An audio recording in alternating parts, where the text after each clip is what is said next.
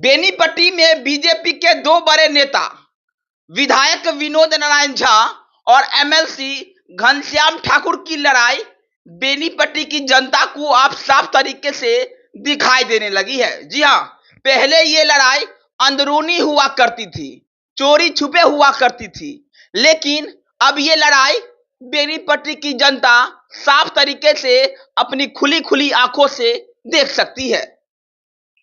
हालांकि ये लड़ाई आज से नहीं है, ये लड़ाई 2020 के चुनाव से ही चली आ रही है। हम आपको पूरी कहानी बताएंगे कि कैसे बेनीपट्टी में बीजेपी के दो बड़े नेताओं के बीच लड़ाई छिड़ी और कैसे ये लड़ाई अब बेनीपट्टी की जनता को साफ तरीके से दिखाई देने लगी है। लेकिन उससे पहले मेरा नाम जान लीजिए। मेरा नाम वरुण झा है और आप मीडिया गैलरी देखना शुरू कर चुके हैं। बेनीपट्टी विधानसभा सीट बीजेपी के लिए एक अहम सीट मानी जाती है, या यह कह लीजिए कि बेनीपट्टी विधानसभा सीट पर बीजेपी काफी मजबूत रही है। और ऐसे में जब चुनाव के नजदीक आते ही बीजेपी के दो बड़े नेता आपस में लड़ जाए तो कहीं ऐसा ना हो कि बीजेपी को बेनीपट्टी सीट हाथ से गंवानी पड़े। जरा गौर से देखिए इस तस्वीर को। इस तस्वीर में देखिए कि कैसे विद्यापति टावर का उद्घाटन विधायक विनोद नारायण झा ने कल बेनीपट्टी में किया।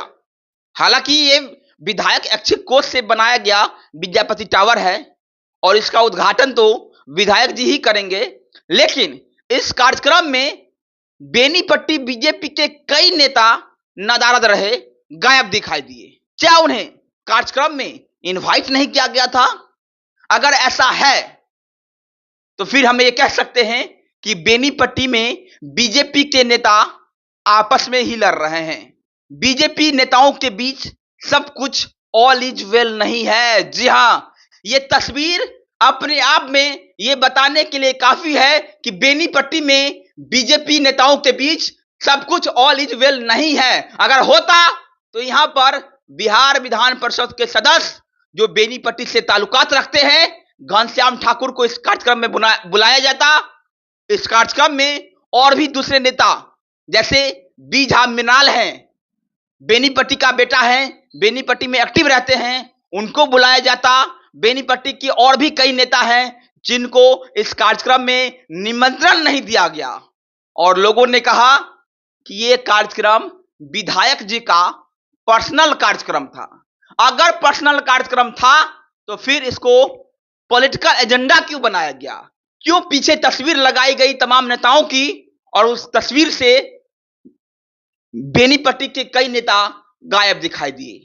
ये लड़ाई अब खुलकर सामने आ गई है और इस लड़ाई को बेनीपट्टी की जनता ने कल समझ लिया है कि विधायक विनोद नारायण झा के मन में जो मनमुटाव पिछले कई सालों से चल रही है वो मनमुटाव अब भी जारी है और इस मनमुटाव का खामियाजा विधायक विनोद नारायण झा के साथ साथ बीजेपी को भी उठाना पड़ेगा। जी हां, अगर ऐसी ही स्थिति बेनीपट्टी में बीजेपी की रही, उनके नेता आपस में लड़ते रहे, तो वो दिन दूर नहीं जब बेनीपट्टी सीट बीजेपी को गंवानी पड़ेगी। बीजेपी आला कमान को अब इस बात पर सीरियस होना पड़ेगा कि बीजेपी के कई नेताओं के बीच लड़ाई जारी है, मनमुटाव जारी है और इसको अगर जल्द से जल्द नहीं रोका गया तो हो सकता है कि चुनाव में इसका बहुत ज्यादा असर देखने को मिले। विधायक विनोद नारायण झा को अब यह जवाब देना पड़ेगा कि उनके कार्यक्रम में बेनीपट्टी के शीर्ष नेताओं ने शिरकत क्यों नहीं की। क्या उन्होंने निमंत्रण दिया था उन नेताओं को और वो नेता जानबूझकर उस कार्यक्रम में नहीं आए, या विधायक की छवि को खराब करने के लिए ये तमाम रणनीति जो है वो बनाई गई?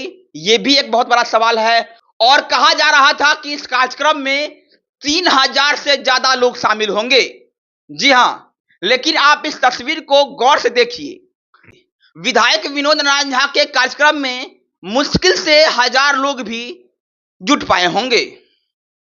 अधिकतर कुर्सियां जो है वो खाली रही और विधायक जी के अपने गिने चुने लोग ही कुछ पहुंच पाए।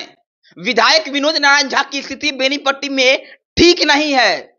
जनता उनसे नाराज है, जनता उनको गाली दे रही है। लेकिन जो भी हो, बेनीपट्टी में बीजेपी की स्थिति इस बार ठीक नहीं है, क्योंकि इसका एक मेन कारण, एक मुख्य कारण यह भी हो सकता है कि बीजेपी के नेता आपस में ही लड़ रहे हैं। आप क्या सोचते हैं? क्या वाकई में घनश्याम ठाकुर और विनोद नारायण झा के बीच लड़ाई अब बहुत ज्यादा बढ़ गई है? आपकी क्या राय है? और बीजेपी को इस बार बेनीपट्टी से किसको टिकट देना चाहिए? आपका पसंदीदा उम्मीदवार कौन है? आप हमें कमेंट बॉक्स में बता सकते हैं। मेरा नाम वरुण झा है, आप मीडिया के लिए देख रहे थे। बहुत बहुत धन्यवाद।